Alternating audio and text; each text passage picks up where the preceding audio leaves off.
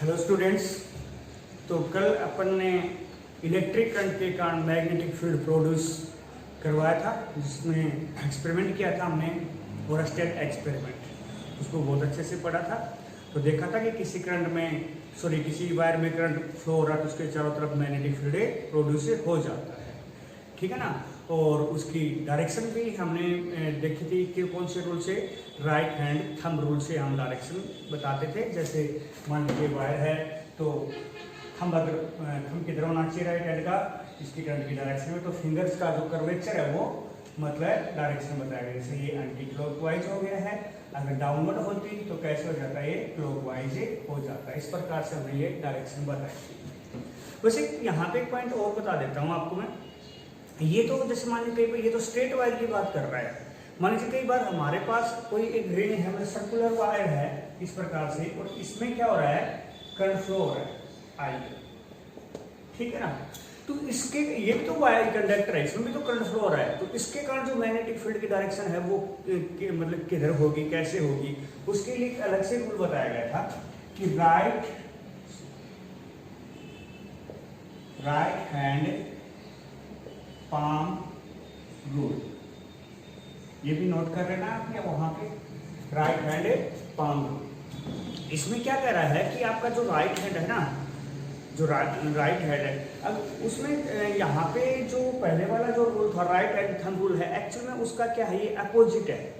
उसमें क्या था कि थंब किधर होना चाहिए था करंट की डायरेक्शन में, तब फिंगर्स क्या बताती हैं, मैग्नेटिक फील्ड की डायरेक्शन बताती थी। यहाँ पे जस्ट क्या है, अपोजिट है। यहाँ पे जो फिंगर्स का जो कर्वेचर है वो किधर होना चाहिए, करंट की डायरेक्शन में होना चाहिए, और तब जो थंब है वो किसकी डायरेक्शन बताएगा, यहाँ पे मैग्नेटिक फील्ड की डायरेक्शन बताएगा।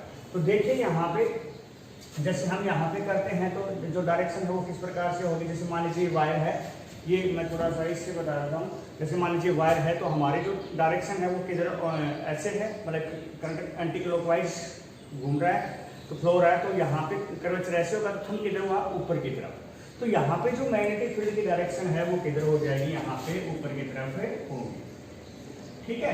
तो ये मैग्नेटिक फील्ड हो गया। तो इस रूल से अभी हम यहाँ पे बता सकते हैं। तो ये आप बता सकते हो राइट हैंड पाम रूल क्या होता है कि जब आप किसके लिए मतलब पढ़ क्यों रहे हैं, तो ये अगर कंडक्टर कैसा है, सर्कुलर है, ठीक है ना, वर्ताकार है, तब मतलब उसमें रिंग की फॉर्म में, सॉरी, तो हम उसमें जब करंट फ्लो हो रहा था उसके कारण जो मैग्नेटिक फील्ड प्रोड्यूस होगा उसकी डायरेक्शन बताने के लिए हम यहाँ पे पढ़ रहे हैं, ठीक है ना। तो हम कह सकते हैं this rule tells about the direction of magnetic field produce due to the current flow in a ring conductor, ठीक है। तो कैसे, when curvature of fingers of right hand along the direction of current, मतलब जो fingers है उनका जो curvature है करंट की direction, then thumb represent the direction of magnetic field, तब अंगूठा है वो करंट की उसकी मैग्नेटिक फील्ड की डायरेक्शन को रिप्रेजेंट करेगा, ठीक है। और एक थोड़ा सा कल जो अपन कर रहे थे उसमें थोड़ा छोटी सी मिस्टेक हो गई थी। जैसे मैंने कल बताया था जो मैग्नेटिक फील्ड है वेक्टर क्वांटिटी है, डायरेक्शन तो हम दोनों रूप से बताए हैं, उसकी यूनिट बताई थी मैंने, एक तो एसआई यूनिट बताई थी, एक सीजीएस यूनिट बताई थी। उसमें एसआई में क्या बताया था आपको, वेबर मीटर स्क्वायर, ठीक है ना, ये आपको बताया था, जिसको हमने यहाँ पे क्या कहा था, टेस्ला का था, और जिसको हम यहाँ पे कैपिटल टी से डिनोट कर सकते हैं। इसी प्रकार से सीजीएस की बात करें तो मैंने क्या था, मैक्सवेल पर मीटर स्क्वायर लगा दिया था शायद मैंने वहां पे, तो यहाँ पे आपको पर सेंटीमीटर, ये चीज मिस्टेक हो गई थी, तो इसको ठीक कर लेना। और इसको हम यहाँ पे जो है उसको क्या बोलते हैं, गाउस बोलते हैं, जिसको कैपिटल जी से लिखा जाता है।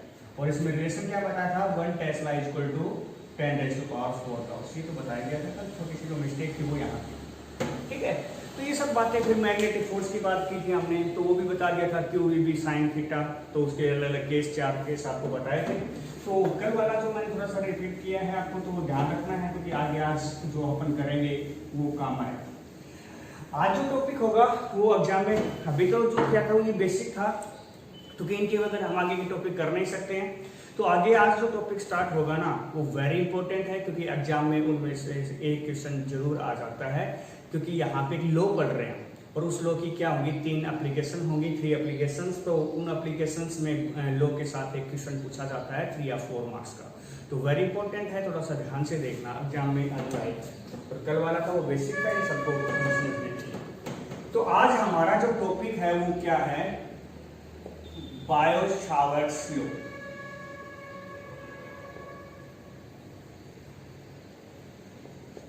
बायो-सावर्ट्स का नियम।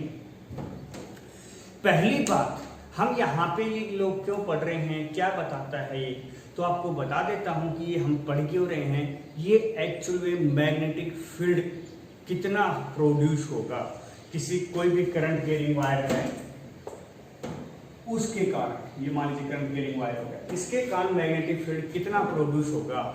अभी तो हमने ये कहा कि मैग्नेटिक फील्ड प्रोड्यूस होगा, अब कितना होगा ये बात बताने के लिए यहाँ पे ये लॉ आया है, ठीक है।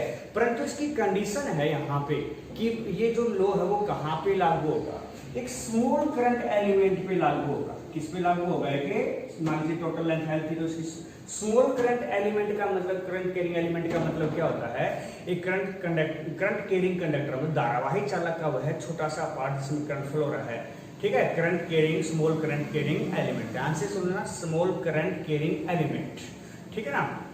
धारावाही अल्पांश क्या होता है, इसका धारावाही अल्पांश लेते हैं हम, इसके कारण मैग्नेटिक फील्ड बताता है। इसकी कंडीशन समझ गए ना, मैग्नेटिक फील्ड तो बताएगा किसी कंडक्टर में करंट फ्लो हो रहा था कितना प्रोड्यूस हो रहा है, परंतु कंडीशन क्या होती है कि आपको क्या लेना पड़ेगा, एक स्मॉल करंट एलिमेंट लेगा, एक छोटा सा स्मॉल धारावाही अल्पांश से लेना पड़ेगा आपको यहाँ पे, ठीक है ना।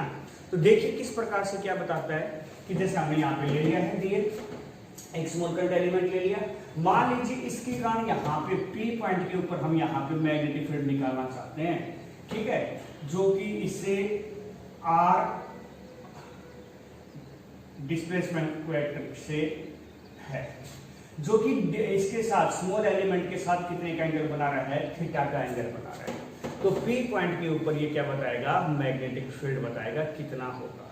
तो देखना किस प्रकार से कह रहा है कि इस प्रकार से हो ना, तो मैग्नेटिक फील्ड आपको पता है यहाँ पे बी होगा या डी बी होगा, पहले तो ये बात समझिए, क्योंकि स्मॉल के कारण बता रहा है, तो डीएल के स्मॉल करंट एलिमेंट के कारण बता रहा है, तो करंट मैग्नेटिक फील्ड भी क्या होगा, स्मॉल होगा, तो कितना होगा, डीबी होगा।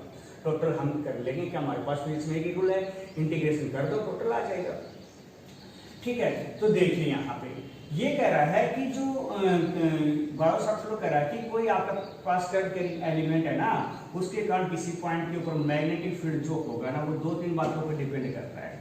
एक तो किस पे करता है, पहली बात करंट के ऊपर करता है कि उसमें करंट कितना फ्लो हो रहा है, ज्यादा हो रहा है तो ज्यादा, कम हो रहा है तो कम, तो मतलब उसके डायरेक्टली प्रोपोर्शनल समानुपाती होता है। इक्वेशन नंबर फर्स्ट आ गई है।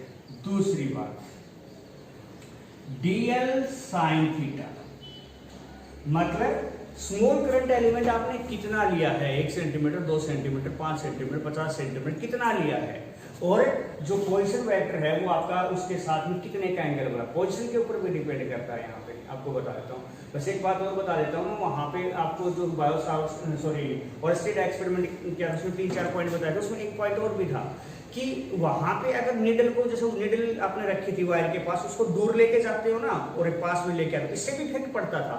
दूर रखते हो नीडल को, मैग्नेटिक नीडल को, तो इफेक्ट कम पड़ता है, पास में रखोगे तो ज्यादा पड़ता है, ज्यादा डिफ्लेक्ट होती है। तो वो पॉइंट भी वहां पे था, लिखने की जरूरत नहीं है, वैसे अपने को पता होना चाहिए, ठीक है। तो वही कंसेप्ट यहाँ पे लागू हो रहा है कि पोजीशन पे भी डिपेंड करता है और पोजीशन के साथ एंगल पे भी, तो दोनों बातों पे डिपेंड कर रहा है, मतलब डीएल साइन थीटा के ऊपर डिपेंड करता है।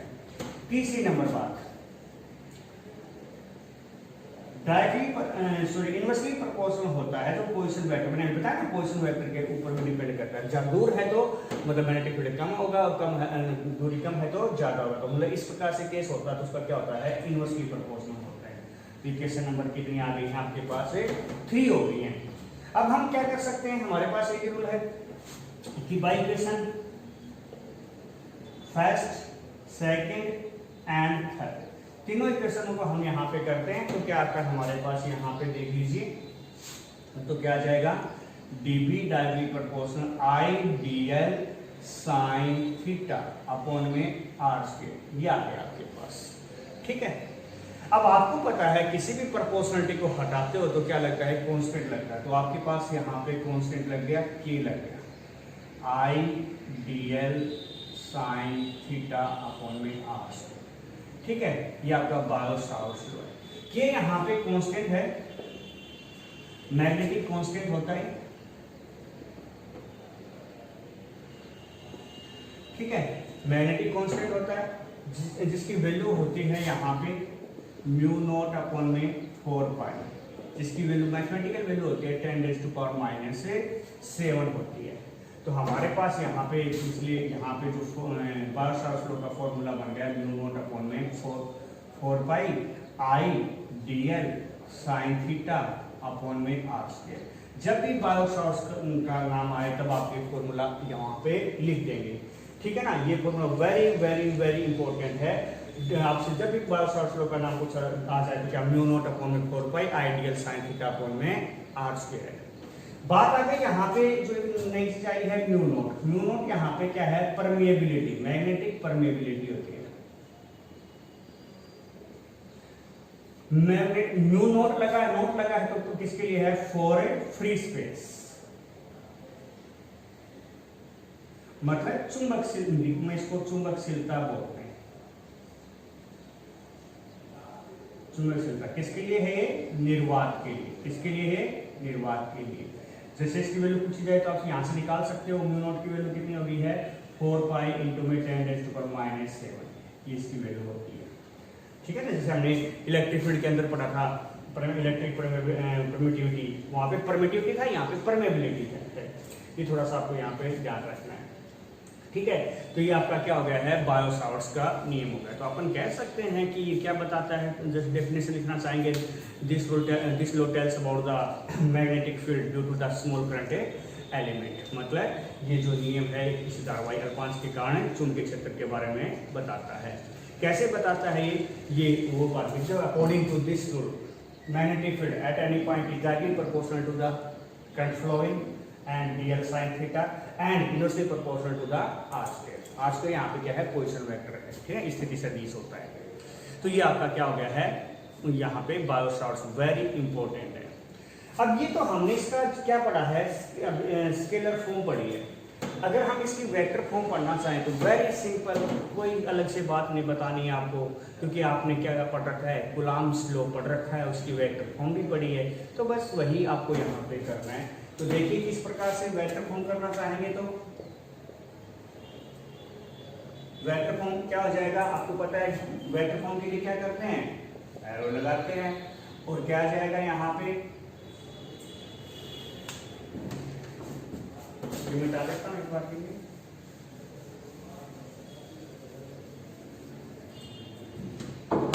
देखिए क्या था, वैसे मैं आपका सिंपल तो क्या था, मैंने बताया था बायो-सावर्ट्स का नाम आ गया तो क्या म्यू नॉट अपॉन में 4 पाई आई dl साइन थीटा अपॉन में आर स्क्वायर, ये आ गया आपके पास, ठीक है। वेक्टर फॉर्म पढ़ रहे हो तो क्या लगा दो, एरो लगा दो वेक्टर की, और यहाँ पे डायरेक्शन लगा दी तो क्या हो गई है, वेक्टर फॉर्म हो गई है। फिर आपको ध्यान हो तो क्या करते थे, आर कैप यूनिट वेक्टर है तो क्या करो, आर से मल्टीप्लाई कर दो, आर से क्या कर दो, डिवाइड कर दो। तो हम यहाँ पे लिख देंगे multiply and divide by R, तो क्या आ जाएगा dB म्यू नॉट अपॉन में 4 पाई आई dl साइन थीटा और आर कैप अपॉन में आर स्क्वायर तो था, आर से मल्टीप्लाई और आर से डिवाइड कर दिया। आपको पता है कि आर कैप इंटू में आर क्या होता है, आर वेक्टर होता है। तो क्या आ जाएगा आपके पास dB म्यू नॉट अपॉन में 4 पाई आई dl साइन थीटा, और यहाँ पे क्या बन गया, आर वेक्टर बन गया, अपॉन में नीचे क्या बन गया, आर क्यूब बन गया। ये आपका क्या गया है, वेक्टर फॉर्म आ गया। अब साइन थीटा को हटाना चाहो तो हटा भी सकते हो, जैसे आपने वेक्टर फॉर्म में पढ़ा है a क्रॉस b क्या होता है, c होता है। तो मतलब यहाँ पे क्या a क्रॉस b को खोलना चाहिए तो ये लगा सकते हो आप a b साइन थीटा लगा सकते हो। ये रूल आपने पढ़ रखा है 11th क्लास में, 12th क्लास में भी मैथमेटिक्स में पढ़ोगे। तो साइन को हटाओगे तो क्या लग जाएगा, क्रॉस लग जाएगा। तो क्या आ जाएगा आपके पास dB आई dl क्रॉस r अपॉन में क्या आ गया, r क्यूब आ गया। ये आपके पास आ गया।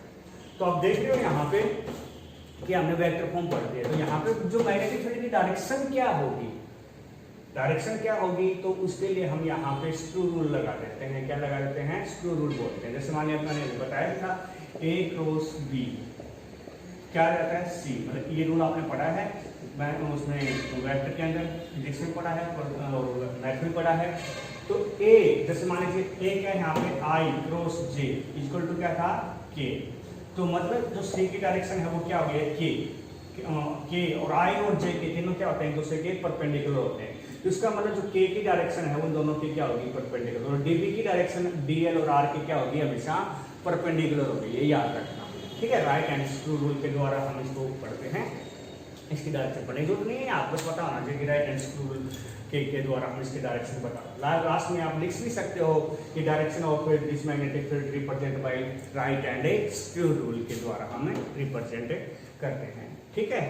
तो ये आपका बायो सावर्ट्स लॉ था, वेरी इंपॉर्टेंट था, याद रखना है।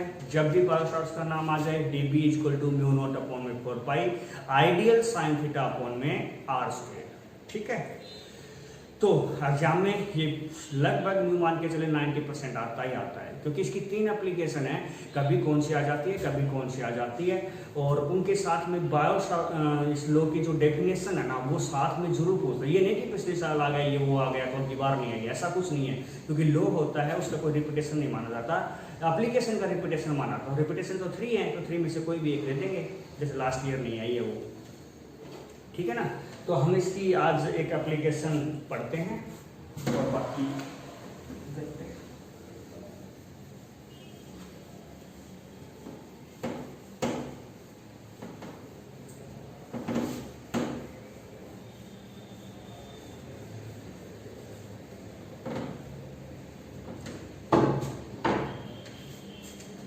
तो एप्लीकेशन है यहाँ पे, फर्स्ट एप्लीकेशन क्या है यहाँ पे? Magnetic field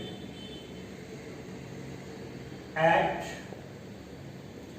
center of current carrying circular coil, ठीक है।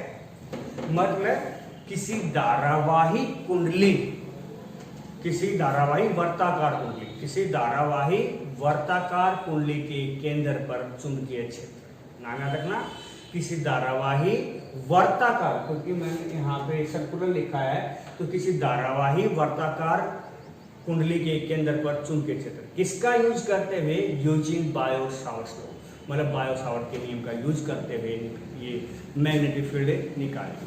तो सबसे पहले कोई भी टॉपिक अपन शुरुआत करते हैं, अपन ने पहले भी पढ़ रखे इस प्रकार के क्वेश्चन, तो जो बोला जाता है वो तो बनाएंगे सबसे पहले क्या बनाएंगे? आपको क्या लगता है कि मैग्नेटिक फील्ड निकालना है, कहाँ निकालना है? सेंटर पे निकालना है। किसके कारण निकालना है? करंट कैरिंग सर्कुलर कॉइल, मतलब सबसे पहले आपको क्या बनाना पड़ेगा? करंट कैरिंग सर्कुलर कॉइल बनानी पड़ेगी। तो हमने यहाँ पे करंट कैरिंग सर्कुलर कॉइल बना ली है, जिसमें करंट कितना फ्लो हो रहा है? I हो रहा है, जिसकी रेडियस अपन मान लेते हैं, मान लीजिए अपन ने इसकी रेडियस मान ली है, ये सेंटर हो गया है, रेडियस मान लीजिए कैपिटल R मान ली है, ठीक है। तो जो हमको बोला गया है वो हमने बना लिया। यहाँ पे क्या कह रहा है? करंट कैरिंग कॉइल हो, सर्कुलर हो, तो करंट कैरिंग सर्कुलर कॉइल मान लिया हमने, जिसमें I करंट फ्लो हो रहा है, इसकी रेडियस है, सर्कुलर हो गई तो I करंट फ्लो हो रहा है। इसके कारण क्या करिए? मैग्नेटिक फील्ड निकालिए। कहाँ निकालिए? सेंटर पे निकालिए, पर किसका यूज करते हुए? बायो सावर्ट्स लॉ का। ये एग्जाम में लिखा मिलेगा आपको। तो क्या आ जाएगा आपका? यहाँ पे लिख देंगे, यहाँ पे using Biot Savart's law magnetic field at centre of coil. Biot Savart's law का यूज कर रहे हैं, तो सीधी सी बात है, बायो सावर्ट्स लॉ कहाँ पे यूज होता है, कहाँ पे लागू होता है? स्मॉल करंट कैरिंग एलिमेंट पे, मतलब किसी धारावाही अल्पांश पे लागू होता है। तो उसके लिए हम यहाँ पे क्या करेंगे? छोटा सा क्या लेंगे? स्मॉल करंट एलिमेंट ले लिया। स्मॉल करंट एलिमेंट की डायरेक्शन किधर हो गई है? इधर हो गई है। तो यहाँ पे, और इसकी डायरेक्शन किधर हो गई है?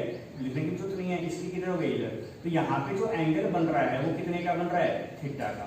मैंने कहा DL और R, R माना पोजीशन वेक्टर, क्योंकि आपको याद भी होगा, अभी भी बताया था कि फॉर्मूला बायोसावर्ट का नाम आ जाए तो क्या आ जाएगा, dp equal to mu naught upon में 4 पाई आई dl, और आपने लिखा था dl क्रॉस में r लिखा था, तो यहाँ पे आई dl सीधा लिख रहा हूँ मैं, आई dl साइन थीटा अपॉन में r स्क्वायर।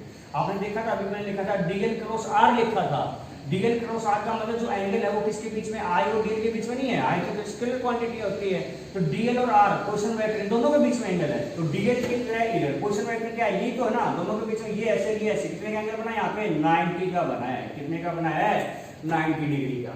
ठीक है ना, तो ये बात आपको याद रखना, कभी आई और dl के बीच में एंगल देखने लग जाओ, ये वेक्टर फॉर्म याद रखना, वेक्टर फॉर्म में हमने क्या लिखा था, आई म्यू नॉट अपॉन में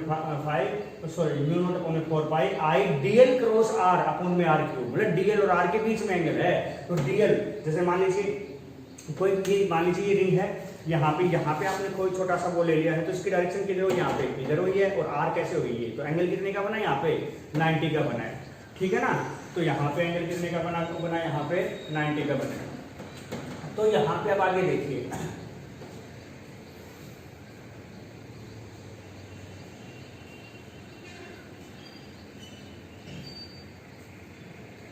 तो यहाँ पे आपके पास एंगल कितने का बना है, यहाँ पे 90 का। तो अब यहाँ पे एंगल 90 है, तो आपको तो वैल्यू साइन 90 की साइन थीटा की निकालनी है, तो थीटा की वैल्यू आप लिख सकते हैं यहाँ पे, हेयर थीटा इक्वल टू 90, तो साइन 90 कितना आ गया आपके पास, 1 हो गया, तो इसलिए आपके पास dv इक्वल टू क्या आ गया आपके पास, म्यू नॉट अपॉन में 4 पाई आई dl अपॉन में r स्क्वायर। ये आपके पास मैग्नेटिक फील्ड आ गया है, किसके कारण आया है, स्मॉल करंट एलिमेंट के कारण आया है। ठीक है ना, तो अब आपको तो स्मॉल करंट एलिमेंट के कारण थोड़ी निकालना था, आपको तो टोटल मैग्नेटिक फील्ड निकालना था, और आपको पता है फिजिक्स के अंदर टोटल करने के लिए एक ही रूल हमारे पास, इंटीग्रेट कर दीजिए। तो आप यहाँ पे क्या करेंगे, टोटल मैग्नेटिक फील्ड क्या करते हैं, इंटीग्रेशन, तो इंटीग्रेशन कर दीजिए, तो क्या आ जाएगा, म्यू नॉट अपॉन में 4 पाई आई dl अपॉन में r स्क्वायर। इंटीग्रेशन के अंदर क्या चीज रहती है, जो चेंज होता है, वेरिएबल होती है, वेरिएबल देखिए यहाँ पे चारों तरफ घूमोगे तो क्या dl ही तो, बाकी तो रेडियस वगैरह सब कांस्टेंट ही है, r कांस्टेंट है, ये पहले से कांस्टेंट है, i वैसे कांस्टेंट है, तो dl की वैल्यू चेंज हो रही है, तो dt का क्या हो गया v, तो जो वेरी कांस्टेंट होते हैं वो इंटीग्रेशन से बाहर, म्यू नॉट अपॉन में 4 पाई और अपॉन में r स्क्वायर, इंटीग्रेशन के अंदर क्या गया dl। अब dl का इंटीग्रेशन देखिए, dl का सर्कुलर पे है, सर्कुलर पे है तो इसका छोटा सा पार्ट dl को इंटीग्रेशन का मतलब टोटल कितना होता है सर्कुलर, 2 पाई r, कितना होता है 2 पाई r, तो क्या आ जाएगा आपके पास b equal to mu naught upon में 4 पाई और 1 अपॉन में r स्क्वायर इनटू में क्या गया 2 पाई r, तो क्या आ गया b equal to mu naught upon में 4 पाई r स्क्वायर इनटू में 2 पाई r, मैंने कहीं पे यहाँ पे हमने रेडियस क्या ली है, कैपिटल R ली, स्मॉल कर देता हूँ क्योंकि मैंने यहाँ स्मॉल ली है, लिख दीजिए सारा जगह पे, तो स्मॉल आ जाएगा, तो स्मॉल कर गया, तो क्या गया आपके पास 2 पाई से 2 कट गया, R स्क्वायर से R कट गया, क्या बच गया आपके पास म्यू नॉट अपॉन में, ऊपर सब कुछ कट गया, नीचे क्या बचा, I के ऊपर म्यू नॉट I अपॉन में 2r बच गया। ठीक है, ये आपके पास आंसर है। ये तो आपका मान लीजिए एक टर्न था, अगर मान लीजिए n टर्न हो, for n number of turns of coil, तो क्या आ जाएगा आपके पास, n से मल्टीप्लाई कर दीजिए, तो क्या आ जाएगा b equal to mu to n i upon में 2r। ये आपके पास मैग्नेटिक फील्ड आ गया है, कहाँ पे, सेंटर पे। ठीक है ना, कहाँ पे आया, सेंटर पे, किसके सेंटर पे, करंट कैरिंग सर्कुलर कॉइल के। डायरेक्शन आप बता ही सकते हैं, वही आपके राइट हैंड पाम रूल के द्वारा करंट की डायरेक्शन, तो यहाँ किस प्रकार से देखोगे तो क्या होगी है, आउटवर्ड होती है, ऐसे होती तो इनवर्ड हो जाती है। ठीक है, तो इस प्रकार से हमारे पास ये एप्लीकेशन है। ठीक है, तो अगर यहाँ पे आप देख रहे हो v इनवर्सली प्रोपोर्शनल r है, तो ग्राफ बनाना चाहोगे तो क्या आ गया, r किसमें होती है, मीटर में, b किसमें है, टेस्ला में, तो क्या आ जाएगा स्ट्रेट लाइन के लिए, सॉरी इसके लिए इनवर्सली प्रोपोर्शनल है, तो क्या आ जाएगा इस प्रकार से आ जाएगा। ठीक है, ये आपका ग्राफ हो गया है, ग्राफ बना लीजिए। ठीक है, तो आज मैंने आपको बायोसावर्ट शुरू करवाया है, उसकी फर्स्ट एप्लीकेशन कराया है, बहुत अच्छे से लिख कर आपको प्रैक्टिस करनी है, बाकी नेक्स्ट टू कल करेंगे। Okay students, thanks.